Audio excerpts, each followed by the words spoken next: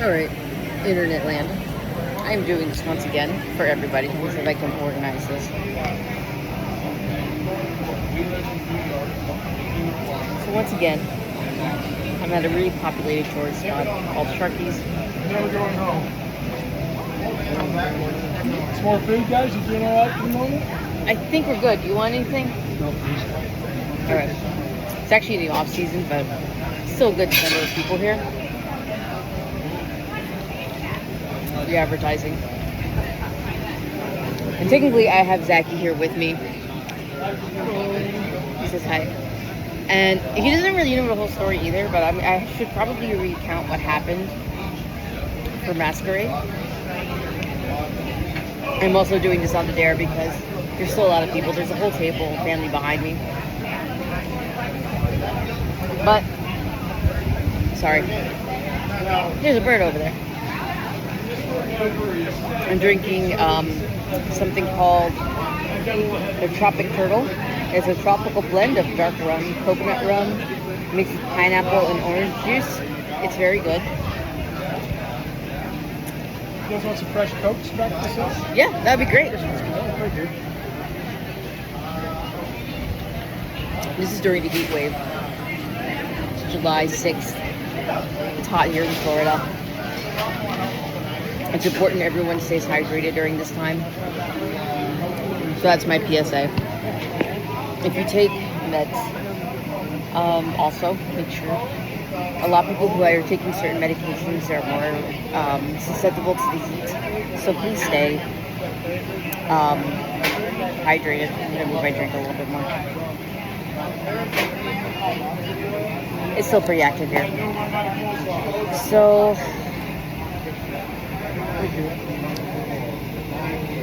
Thank you.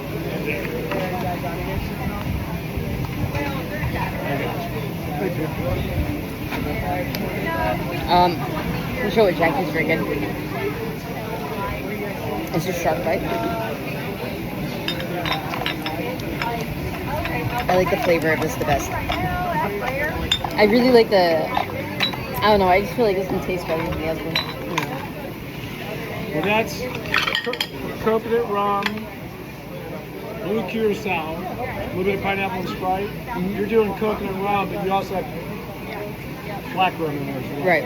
There we go. I've had this one before, so that's why I was like, I'm going to try this one. I live nearby, so I can come here anytime I want anyway and try whatever I want. So anyway, let's recap while I'm here and showing off drinks. Masquerade was amazing. I saw it. Was it June 20th we were there? June 23rd. Should be the 24th or so. Okay. It was on a Saturday. I don't know who we got. I can't remember his name.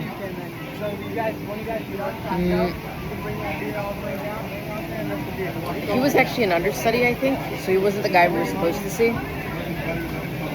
For the Phantom part.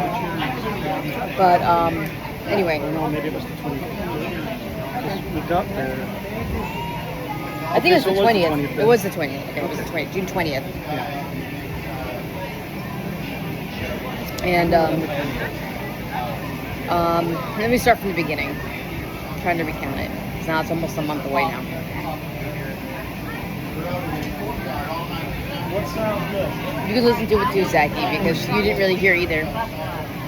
So I went on the ADA track, which is good because I have my cane here. And I also have my walker with me. I have chronic pain, so it's really hard to stand in more than one place for a long period of time.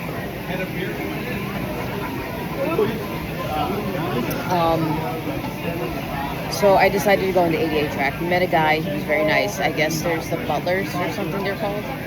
I was there with another person called Raven Repos. Some of you may know her.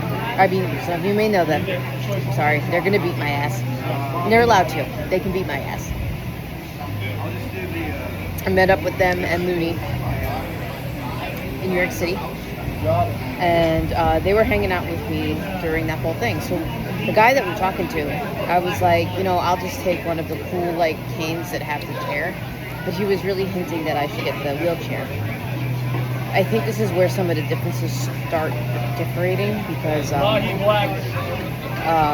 in the beginning, I hope this can hear me well. I don't know if it can.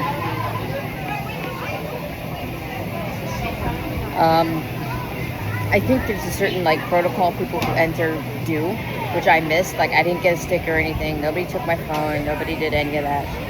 I don't know why. I had to ask for stickers on the way out because I wanted to take some home for research purposes.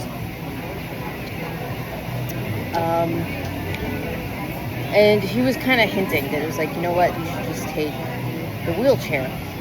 I was like, okay, I'll sit in the wheelchair, whatever. I had been walking a lot at this point in time. I was already in a lot of pain. So I was like, you know what, fine. I'm going to relax, just take it easy, sit in a chair. Which in the long run, I'm glad that I did. For anyone else who suffers from something similar, take the wheelchair, even if you're kind of able. They're more than happy to help you out. And he kind of said you get kind of a backstage experience. Since I'm not disabled like some people, I don't know what the regular experience is in contrast to that. Raven said that there was differences. So I got wheeled around a lot by this guy. And I was like, I got a good look at it, everything. We started with going into the Masquerade. We go in this room. Everybody's singing Masquerade, Paper Faces on Parade. There's glitter everywhere. It was really cool. I got glitter everywhere, even in my shirt. It was great. I loved it. And then Eric interrupts at some point. He's like, haha, you're going into my mind now, which was silly. And then he disappears, and you get wheeled into another room, and it's during the whole Think of Me and Carlotta bit. And during this time, I entered first, and so I could see everything. Madame Jerry was very handsy, and by that I meant like she kept touching our shoulders, but really like a lot. Maybe me specifically, and she was like introducing herself to me, and I said my name, and I was like over the moon. I was like, I kind of felt like, if you've ever been to like Disney World and you ever had like the characters pay special attention to you, maybe not even Disney World, maybe if it was like Chuck E. Cheese or something, and you had like somebody part of the entertainment pay attention to you specially, it felt like that. I felt like I was 6 years old and like I was in Disney World in Cinderella's castle, and the butler was like, oh, well, you're the princess of this evening. That's what it felt like. I felt like I was 5. Ben and Jerry was really cool with me, and then Mr. Andre became my best friend. He kept filling up my champagne glass, and he like kept referring to me like specifically. Madame Jerry said I was the princess of the evening. Really liked my mask, which was cool. I had like this Amazon wolf mask, which, by the way, in the first section broke. I've had this mask for like over a year. It broke in the middle of this, and I feel like I'm being looked at. I am, I think. So I was holding it like this, attached to my face. Well, and I was like shaking Andre's hand at Madame Jerry, and I was like, yeah. I was holding it like a fucking idiot. I did eventually find a way to like keep it on, but it was like, I've had this mask for so long, I don't know why it decided to break during this. So on top of feeling like an idiot for keeping my hand up like this, because you can't have your mask come out, and I didn't want to have one of the other ones because I liked my mask. It was really cool and unique. Mr. Andre kept asking me for guidance and stuff. I don't know why.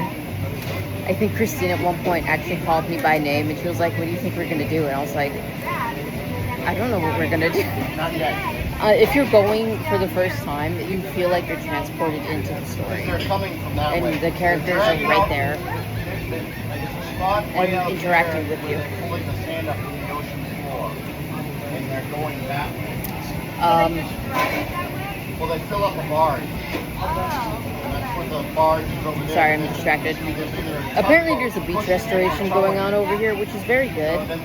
Someone's asking questions about the boat over there with the sand. Distracted.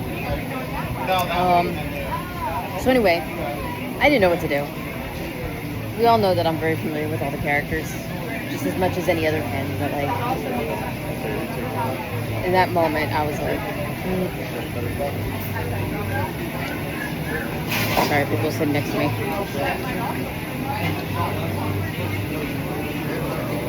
I can move over.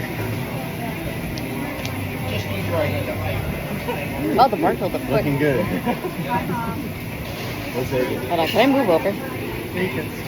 Let me see if I can move over. You look like all that. Oh, I did it. Cleaned up quite a bit. There you go. Okay, sorry. Here. People just sat next to me. So I'm trying to figure out what happened after that. So they do the whole thing. Everyone's, you go through the normal motions, but it's in a different area. So Good, how about you? they're like in this rafter. That lemon raspberry is looking pretty good today. I like it. It's raspberry vodka based. Yeah, let me do one of those. And they do the whole things have changed around, and then it goes into the title sequence, and you're going underneath, so you just go around, you just change scenes, you walk around. Me, I'm being wheeled and used by an elevator. You go into the title sequence, and it's modeled after the underground lake area of Paris, I guess, the catacombs. And by that I mean it's like you actually have like the pillars and the arches everywhere. It's really cool. There's skulls and like candles everywhere. There's an amazing amount of fake candles in this whole set. Like there's a lot everywhere. The title sequence plays Can I out. do a Moscow Mule? At the end of this, Christine lays down on like this concrete slab and she's lounging and her eyes are closed and she's like, Thank you. and it's weird. And then, you know, you don't have enough time to breathe or process what you see, and then you get carted away to the next scene. And then music of the night happens, which I think is also in that same scene, and then he like picks her up and carries her away. You know, you go into a different room. This is where there's a fight with sand dollars and conservation that's happening between the bartender and the lady, and I can't tell if it's real or not. Anyway, I had to make space on my phone because I ran out of memory. Let's go back to where I'm sweating my ass off and I'm telling you about. I'm glad you're enjoying it. I wouldn't either. You better go to church on your way home. Sure, there's a confession booth somewhere.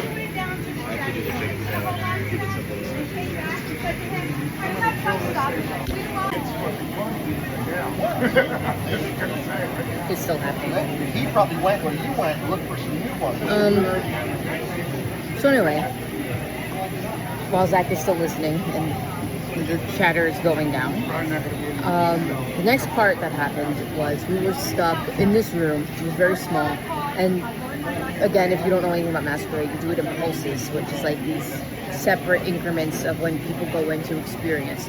So while like you're going to see your thing, there could be other shows happening at the same time. So while you're seeing Music of the Night, someone else can be seeing Point of No Return, and someone else is just doing Masquerade. But they're in small groups. Apparently we were in a larger group according to Raven. He's lying. He's lying. He's lying. Ooh, those wings look good. He's from Boston. He lies. Anyway, the next part is a small room. It's dark. The only thing you see is this circular bed. Oh, by the way, there's spoilers for this, but you already know if you're going to watch this anyway. And I hated it because I don't really like it when people are close to me. I don't like being close to people. She's in Hampshire, don't worry about him. Which is ironic right now because I'm very surrounded by people. But we were very close. I was in the wheelchair, right? They put me right up against this circular bed, like right on top of it. Like that close. Like you see where our legs are? That's how close I was to the bed. And I was like, the entire time I was in my chair and I was recording like this, I was like, I don't want to be this close. Because I was like, that's the only thing you see in the scene is this bed. You don't see anything else. You see a bed and also the fucking weird monkey music box, which is wearing a mask. It comes off later in the scene. I don't know why. It's strange. Anyway, Christine shows up out of nowhere.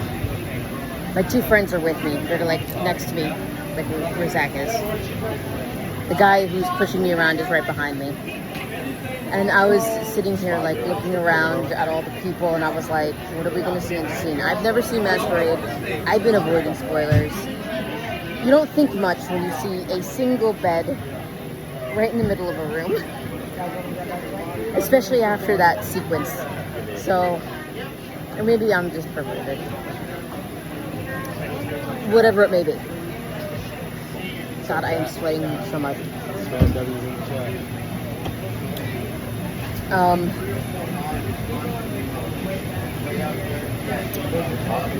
So I was looking around nervously. So I was like, I don't want to see this.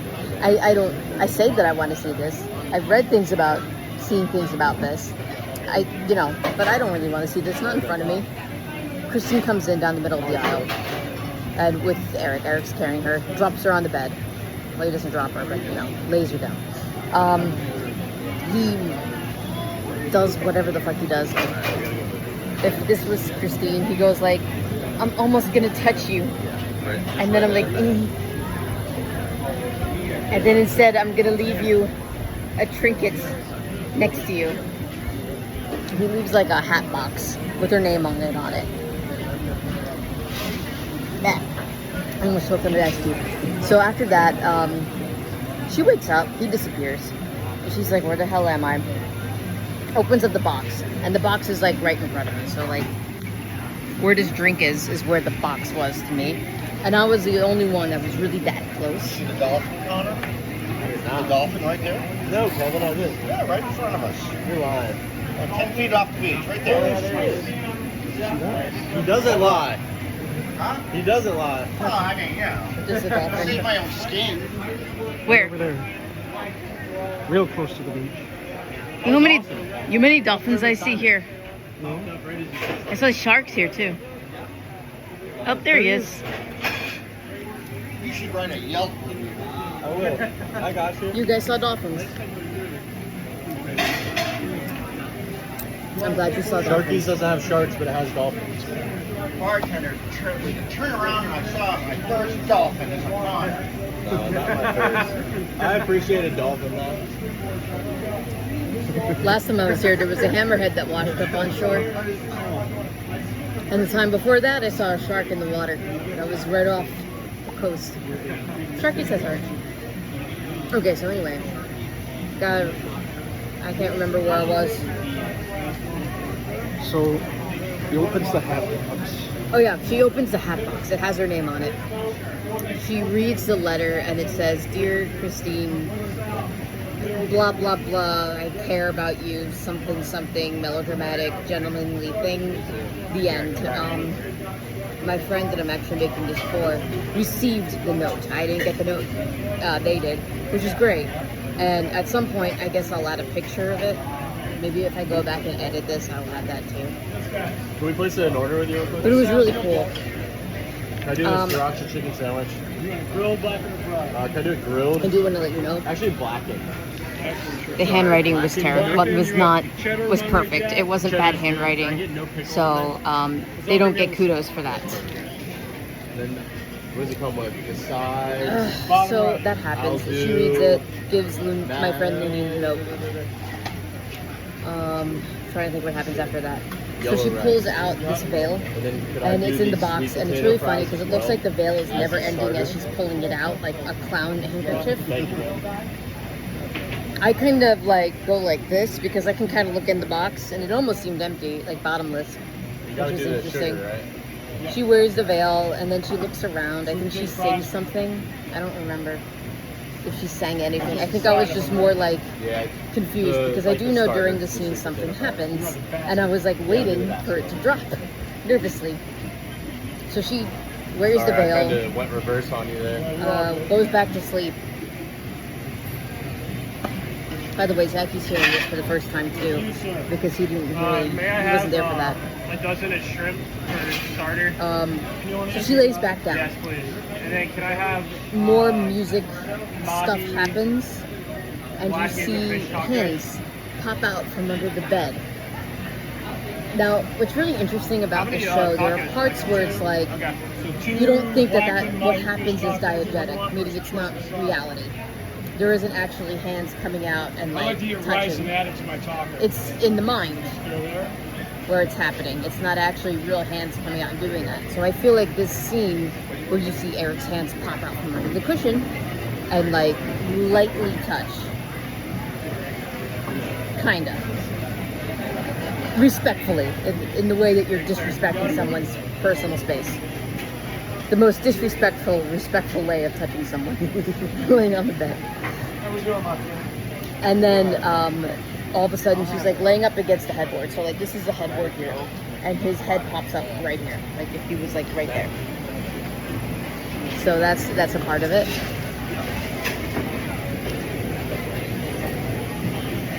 And he looks at her. And I think she's still asleep. I hope they don't touch the dolphin. Sorry, people who don't know, who don't live in Florida, which most of these people are, they go and touch the wildlife and they're not supposed to. You got there sipping pink bathing So, trying to think. And then he disappears. And then she's still sleeping. He shows up back again. He takes the mask off the monkey. He sings something else. I don't remember what goes on after that. And then we disappear and we go into the next stage. So, I don't remember what happened after that, unless there's no break, by the way. This whole show is continual. There is no breaks. There's no intermission like a regular Broadway play. Madame Jerry hosts a lot of this, and my mind is getting a little confuzzled because I can't remember exactly what happens next. I think what happens next is we learn more about like his background and like how he is mentally. You go into the next scene, and if I remember correctly, you start to see little gadgets and things on the wall. It reminded me a lot of like a Disney ride. In that, $12.75, my friend. like it felt like you were going into the Haunted Mansion or like Pirates of the Caribbean ride. It was dark, but there were things that were on the wall, and it was like his inventions. A violin that played by itself. So other little things on the wall that were mechanically moving on their own. Little gadgets and stuff that were throughout this hallway that he made, and so on and so forth. I also took the elevator a number of times during this show. At one point, I popped out of the elevator, and he was guarding the elevator. So he was ordering, like if this was the elevator, he was like this. He didn't say anything. He just looked at us and then walked away. And I was like, okay. I said hi. I spoke in French. I spoke in French to a lot of them. I don't know why. I didn't know, that probably came off as pretentious, but I don't know, I panicked. I wanted to seem polite. You keep going, and there's this ballet scene where there are these two automatons, one that's supposed to represent him and the other one that's supposed to represent Christine, and they're moving robotically throughout this thing. And Madame Jury is narrating like, oh, Eric is smart, he does these things, blah, blah, blah. I don't know. I don't remember half of what she said. I just remember being really spellbound by the surroundings. And at the end of this little secret, these two automatons, which are people moving mechanically, go up on this little stage and like act like they're kissing. Kind of cool. Go into a next area, which again, I don't remember very well. But there's like the point where he's like, Christine's supposed to play not supposed to play the page boy and blah blah blah. And there's a fake stage with dolls and stuff that move around, and that's also pretty cool. And then we get into the part that I care about, where there is. I might be going a little quick. I'm sorry, just because it's so fucking hot out Can I here. get another drink when you get a second? And I don't want to disrupt anybody else as much as I'm already Do you am. have banana rum or like banana liqueur? do have a banana liqueur. It's like a chocolate, yeah, banana liqueur. Well, oh yeah. my god, this is like a frozen mudslide. Oh yeah, hell yeah. Let me do that Wanna then. try a sample of it? Or? If you don't mind. That's exactly what I was thinking. Like a chocolate monkey, whatever. No banana. I wasn't sure where we were going. Nah, so. you rock. Thank you, man. So Yeah, there's been a dolphin very active right here. Yeah, we've been watching him. This guy's got a fish on the line over here. Nice. I'll take one of those. Whatever you're gonna say.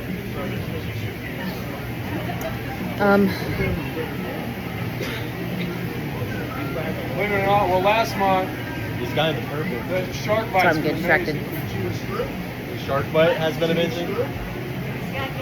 Sorry, there's like someone right next to me. I don't want to Well, be I rude. know some- Alright, as you've noticed, I have changed locations. Because, honestly, I didn't want to be too loud, and I feel like the guys that were sitting next to us were cutting in a little too much, so it's a little more quiet. We're still on the pier. This is where a lot of people walk back and forth. There's still people here. Yeah, we're over the ocean. There it is. And it's still touristy here. There's still people coming up and down here. People fish off this.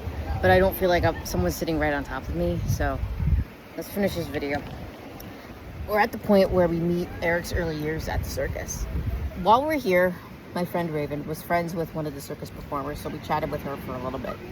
I was losing my shit because I wanted to feed popcorn to him through, like, he has this cage he sits in. You could feed popcorn to him, and I didn't get a chance. I was very upset. But it was like, I didn't really care what was happening in front of me. There were this lady who was doing weird shit with, like, pain tolerance. I don't remember because I wasn't really looking, and some other people. And you're going through like a carnival freak show thing in one of these tents. Meanwhile, Eric is literally in the back corner. I swear to God, like, the stage is up front. I was sitting to the side of the stage, and he was literally like down here in the back corner in his cage eating popcorn, I guess. I don't know. And that's how that went for most of that scene. And then you go into another room. There's a stage. He's in the middle of it, and they try to get the guy, the ringmaster, I guess, calls him horrible things. Has a pipe. He doesn't actually beat him with it, but he threatens to. So it gets a little intense here for people who are more sensitive to things like that. But it is intense. The actors and everyone did a good job. The guy who played young Eric is really good at being an acrobatic, I will say that. Because you have this big cage and he like pops out like a jack-in-the-box. And he has really good like upper body strength to be climbing around like a monkey. It's pretty funny. And he also like explodes the popcorn that he has. So in this next room there's also a stage. It's bigger, but I got to sit right in front of the cage, and I got slammed with popcorn in this scene. I didn't mind. I was like, you know, he's mad. That's fine. I can be slammed with popcorn. What kind of popcorn it was, I don't know. I'm still betting that it was Simply Pop, or just regular plain popcorn, like Jiffy Pop.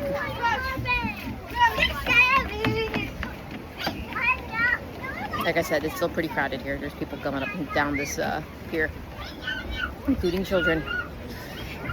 6, 7. 6, 7. So, you know, it was a pretty rough watch. He ends up killing the ringmaster here. And Madame Jerry's in the crowd with us. You know, the whole time as she's touching and prodding our shoulders. And I don't know if she did that with everybody, but she did that a lot with me and my crew. Especially me. I don't like being touched, but man, was I touched during this show. It was okay. I didn't want to have a shit fit. Yeah, like that. Like a lot. Like a lot that would happen. So that you might have an experience if you go where you're getting touched a lot. So she comes out of nowhere and she's like, Eric, come with me. Well, she doesn't say Eric, but she's come with me, small child. And then you get rushed into the next scene. The next scene is it's sad, but it's like, it's sweet. It's, I guess, somewhere in the opera. And Madame Jervy's like taking care of his wounds and everything, and like goes to like wash around his neck, and he flips out because he's like, I don't want my potato sack to come off. So and she's very sweet about it, and then she gives him a mask, his first, a real one, besides the potato sack that he's been wearing. Because no proper child should be running around with a potato mask. Madame Giry, in her infinite wisdom, gives him the Charles Dance sad mask. I'm not even joking. It's a white mask that's mostly full, and it has the same like little tear stains from the Charles Dance one. So, for people who like the Yesin Kopet version, there's your mask. But doctor, I am Il Pagliaccio. Exactly. Thank you, Zachy. So, Madame Giry leaves, gives Eric alone time with this full face mask. He puts it on.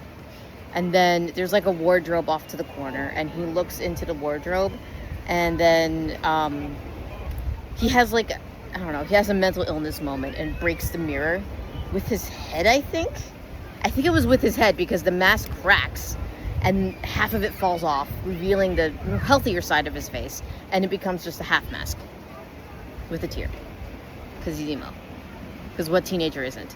So that's that scene. I got wheeled around a bunch. I don't remember where I went next. I'm trying to think where the scene went after that.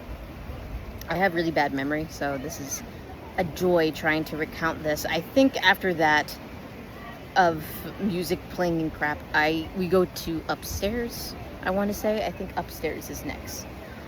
So we go to the elevator. I think that was when I saw him again, and he was just kind of standing there being like, you know that scene of like that meme of that guy that's at the window and he's got his hands out on the window and he was like that in the elevator door as soon as it opened up. We go upstairs, and it's got like this cute little garden scene, and like this really creepy looking statue of an angel, and Raul and Christine are there, and they're having their whole like moment of things. I think all I ask of you, I think is their moment then, and then some other stuff happens, and it goes into like, I think it goes into wishing you were somehow here again. Forgive me, I don't remember everything, and this play, it's not played out like the normal musical. Everything's very disjointed. Trying to remember. I also just had a cocktail, so now my brain's like, here, look at the beach. Look how pretty that is. Look at Zachy. Look at him next to the beach. Now look at me. Anyway, if you want to see a lot of this part, you can actually go on YouTube and watch it. Flag Bridge has a video, because I guess she or someone near her lives close to that, and you can watch like the outside upper part of it on YouTube to kind of get an idea of what happens. Anyway, Eric shows up because he has to ruin everything. It's during the wishing you were somehow here again. I forgot to mention, in the very beginning, like before the masquerade, there's a scene where you're just in an empty room and Madame Giry's explaining crap, but Daddy Daye is there. He is playing the violin before even Madame Giry shows up. And that's like the only time you see him until this part where he's like playing the violin up to his gravesite, and then he like disappears and gives his violin to Christine or something. I don't know. Christine does the wishing you were somehow here again. Eric shows up out of the tomb. And then Raul's like, oh my god, he's gonna steal my girlfriend. Someone is mooning me something hard over there. So, you know, the rest of that plays out. Eric is like, okay, well, blah, blah, blah. Or maybe I'm getting this confused. I don't remember how many times we went to the rooftop. There's at least 2 scenes on the rooftop. And there's one point where he's like, oh no, I was right. During this part, before he even gets to like that area, he's by the door, kind of where we came out of the elevator. And he like inches his way around and then disappears in the shadows behind the set. And like reappears over here. It's a whole thing. It was also at this point that my BoJack ringtone went off. I thought I had it on silent. I don't know why I had it on 9 o'clock as a reminder. I never do. This was the only time. God hates me. So hopefully Eric is a fan of BoJack Horseman and didn't mind. But trust me, I tried to turn that shit off as fast as it showed up. I feel like I'm skipping over a few things, or I have things a few jumbled, because I can't remember shit. Anyway, after being upstairs, having the whole confrontation where he's like singing and all that stuff, we go back downstairs. Next time, we took the elevator and everything. I'm trying to remember what happens after that. You know, I think we have the whole twisted every way scene, but we show up in Carlotta's dressing room. So I really like this because it feels like you're in a dressing room. There's lights, there's the little booth and everything, and I was just there with my friends and Carlotta. We were the first to arrive in the room. And Carlotta was a fucking hoot. I loved her. Like, I know everybody was treating me nicely because I was like the poor child in the wheelchair, and like maybe I was the Make-A-Wish kid, but still I ate it up like it was cotton candy to a fat kid, I guess. It was great. I'm not used to having that attention on me, so that was a little weird to get used to, but you know, having some of the characters that you've known for a long time suddenly be alive and then interact with you, it's an interesting experience. And that's with anybody. You don't have to be the Make-A-Wish kid to experience that, because there are plenty of other people throughout the show that had that. I feel like, though, just because I was in the wheelchair and I was the only one that was in the ADA assisted, that I kind of got more of that, and my friends by proxy. So that was cool. Anyway, Carlotta took my hand and she was like, "I love your nails," in her accent and everything. And she started talking to me, and then my friend started talking to her because she knew Carlotta, and she was like, "Yeah, this is like my 8th time being here," or some bullshit. And I was like, I wish that were me. And then they were conversing, and it was a whole thing. And Mr. Piangi shows up, and then he's like freaking out. Everyone's freaking out. There's a whole thing. Eric shows up. I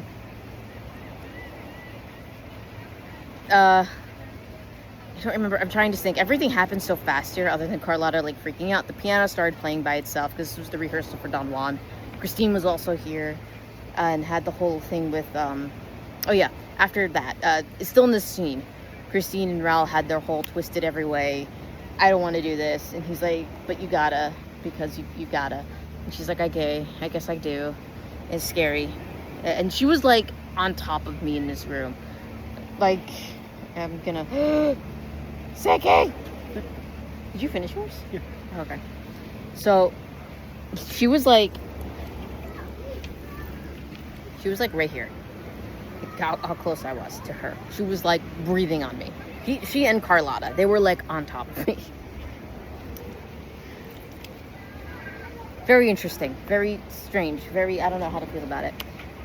Christine was cool in this show. I really liked her performance. But what was interesting is that they didn't bother changing her hair. So I don't know if it's because the actress' hair just happened to be blonde or if that was a creative choice. Someone could probably fix me on that, but it was very interesting seeing like a book accurate Christine have that. So that was very cool. I like that a lot. Anyway, that happens. Piangi shows up, Eric shows up, flickers the lights and everything in the room. I'm like, it feels, the whole show has a very Haunted Mansion vibe to it. I don't know how to explain it, and I don't mean that derogatory in any way. It just feels like a more interactive Haunted Mansion ride. It just has that feel sometimes. I don't know how to explain it. It's a spooky tour. It is kind of like a spooky tour. Piangi gets killed. He gets dragged into the dresses. So like there's a rack of dresses and stuff and costumes for Don Juan. And he's in front of it, and Eric comes out of nowhere and literally like sucks him into the wardrobe. And then he pops his head out and he was like, "Don't worry, he has an understudy." Which was really funny, made everybody laugh. And then we do like the last scene, which is Don Juan. And I got carted out into another room. Everything's in red. Everything's different. The chandelier is hanging like this. You got a whole Spaniard bull and like bullfighter costume going on. We really like that. And those ballet dancers, talented. And these upper wings up here, because this is, we've been here before. This was like when we saw the Think of Me sequence and everything. They're dancing their hearts out up here and doing their little things up here. Very cool, very infernal, very goth, probably sexy. I don't know, I was too busy looking at all the colors. All the costumes were gorgeous. Really loved how all of it was, and everything was drenched in red and gold for this scene. Absolutely stunning. So in front of me, so I'm like sitting here, and in front of me is like where the stage is happening, and everyone's circling around the stage. it's not a stage, it's a floor, and the chandelier is like right above. So the whole past the point of no return and everything happens here. And then, you know how that goes. I don't really need to go into details of how the songs go. Christine takes off his hood. He has his mask on. He sings his last plea. And then she does her thing where she rips off his mask. But what was very interesting for this one, everyone freaks out. They're about ready to shoot him. And there's a bunch of guards here too. And again, they were like not even arm's distance to me. They were like right there. I couldn't tell like half the time who was actors and who were my friends during the show. Partly because it was dark, of all the places that weren't illuminated, and the other part is because everybody was literally on top of you this entire show. The actors were not afraid to breathe in your face, which I think was great. I love that. I think that was amazing. I like that it got to interact with you. Now I know how biologists feel when they go in the field and work with animals. It's a lot of fun. Fuck. It's hot. I need a shower when we get home.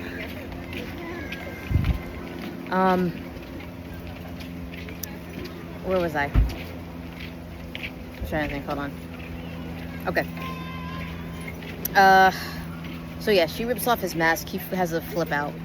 And during this scene, which was really cool that I appreciated, it goes in slow-mo. Everything in the regular show happens pretty quickly. But here, also I should mention that the chandelier doesn't fall after Il Muto and all that stuff. The chandelier falls at this point. So he's revealed, everybody's about ready to shoot him, and he rigged it so like the chandelier falls. And this fucker, this is the scene that really got me, that was a different change from the play, but that really got me. It was the actors and everybody played this scene out spectacularly, but did it in slow-mo. So, like, that's Zaki. I'm gonna punch him. Going slow.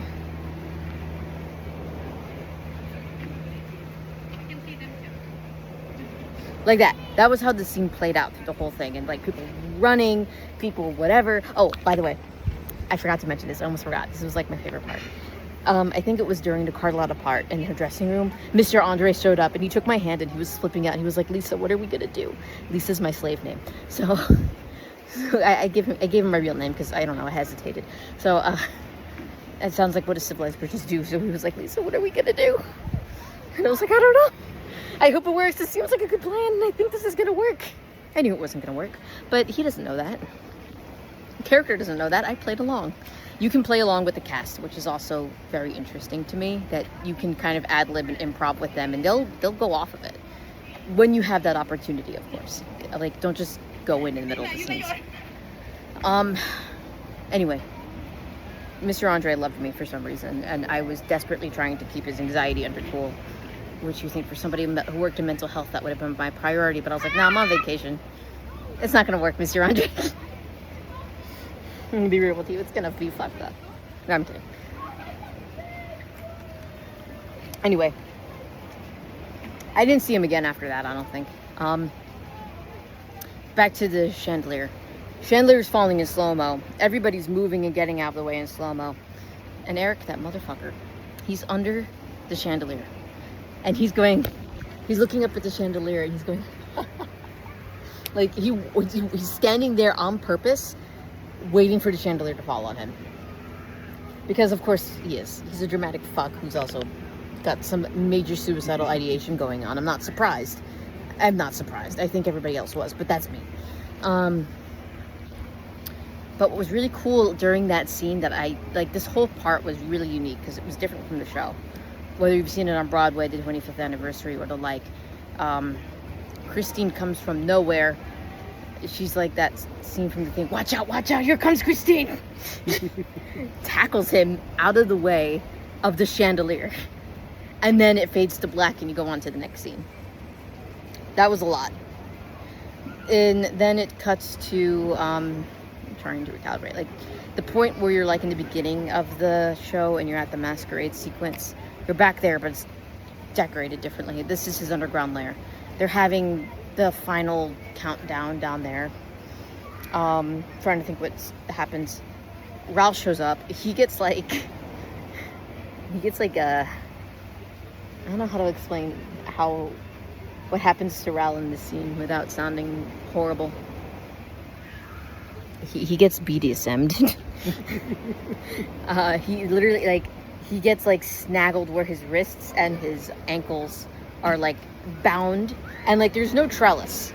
I feel like there should have been, but there was no trellis. Just the illusion that you think that the trellis is there.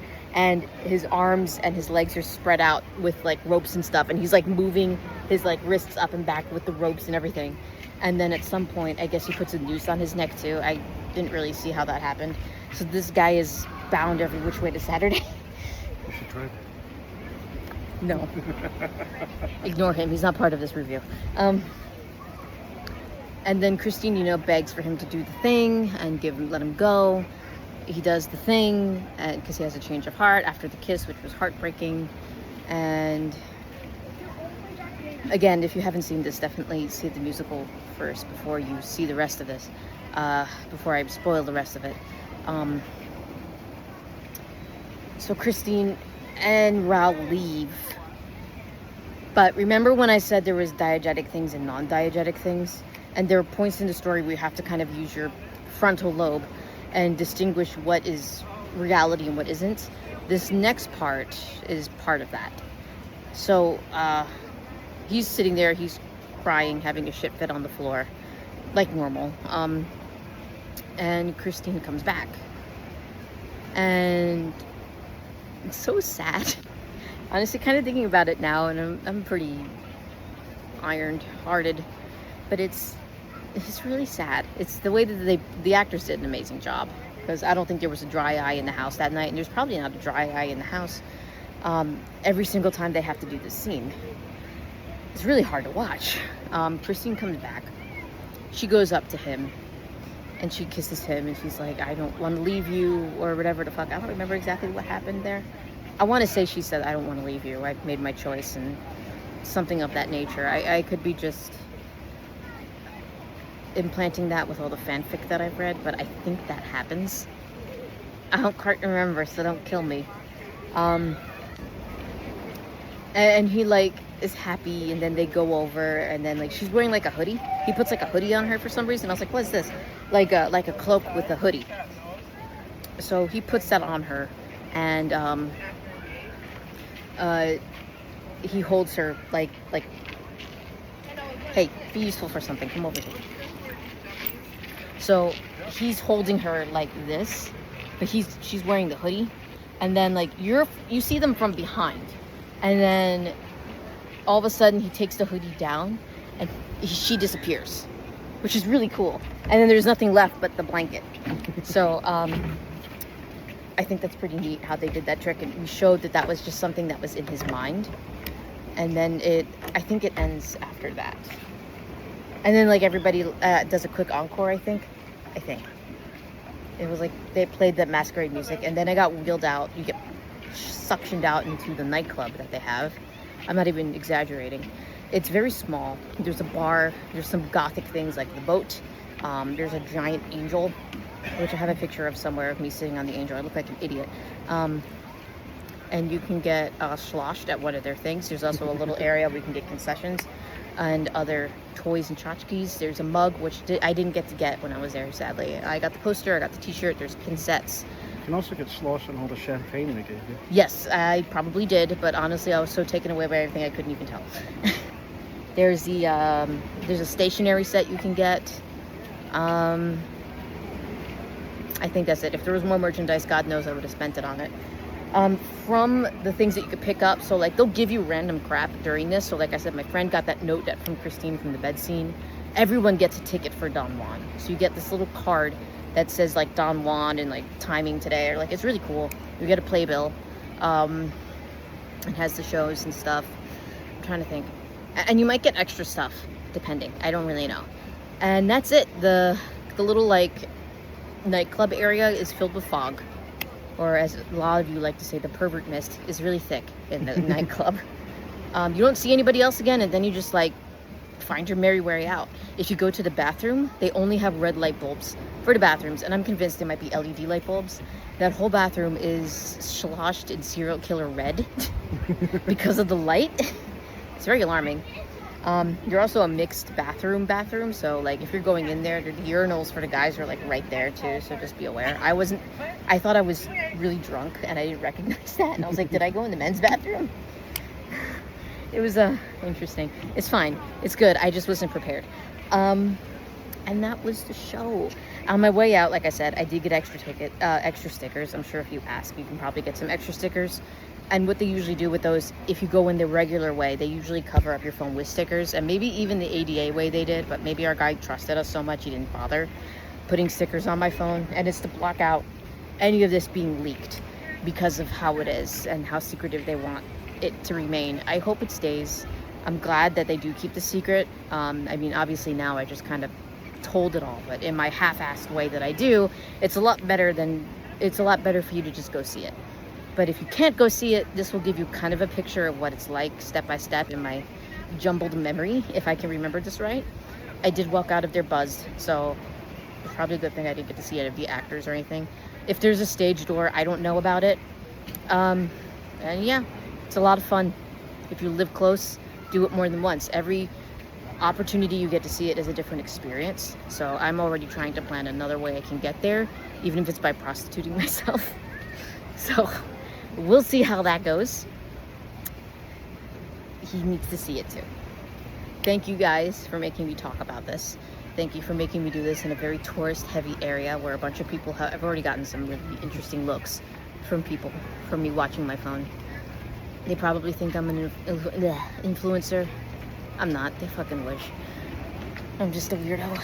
So, Looney, thank you for making me do this. It was kind of nice to recount that night through memories. And you can add your information too in the comments if you remember anything specific, or if I told something the wrong way. You or Raven, feel free to add disclaimers or edits in the comment section, because you know how my memory is Swiss cheese. Anything else, Zach? You want to add something? No, I think you covered it all as best I could tell. He wasn't there, so it doesn't count. But still, you were there in spirit. All right, this is Jersey Fire Dragon, or Fire Dragon 20, or Zephyrus, signing off from sunny Venice. Here's the beach. It's hot as balls. Stay hydrated. Happy summer.